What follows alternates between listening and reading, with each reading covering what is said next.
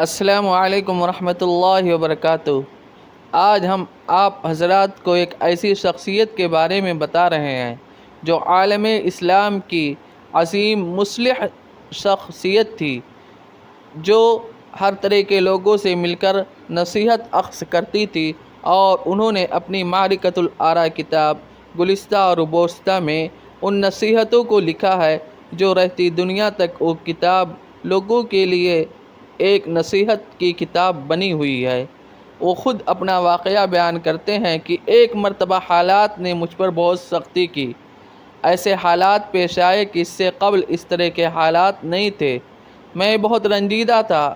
بات یہاں تک پہنچ چکی تھی کہ میرے پیروں میں پہننے کے لیے جوتے بھی نہیں تھے، یعنی اتنی رقم نہیں تھی کہ ہم جوتے خرید سکیں۔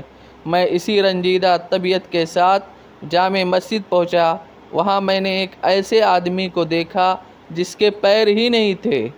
پھر میں نے اس پر اللہ کا شکریہ ادا کیا۔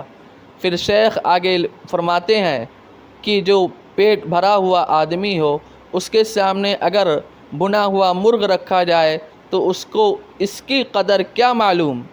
اسی طرح اگر بھوکا آدمی ہے، اس کو سبزی روٹی ہی مل جائے تو اس کے نزدیک بھنے ہوئے مرغ سے زیادہ اس کی اہمیت ہے۔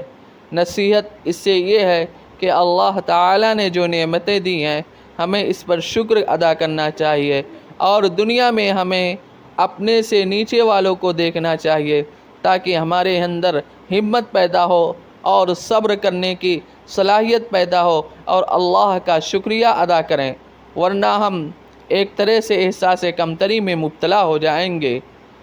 وآخر دعوانا ان الحمد للہ رب العالمین۔ آپ حضرات سے گزارش ہے کہ اس چینل کو سبسکرائب کریں اور شیئر کریں تاکہ مفید ویڈیو مل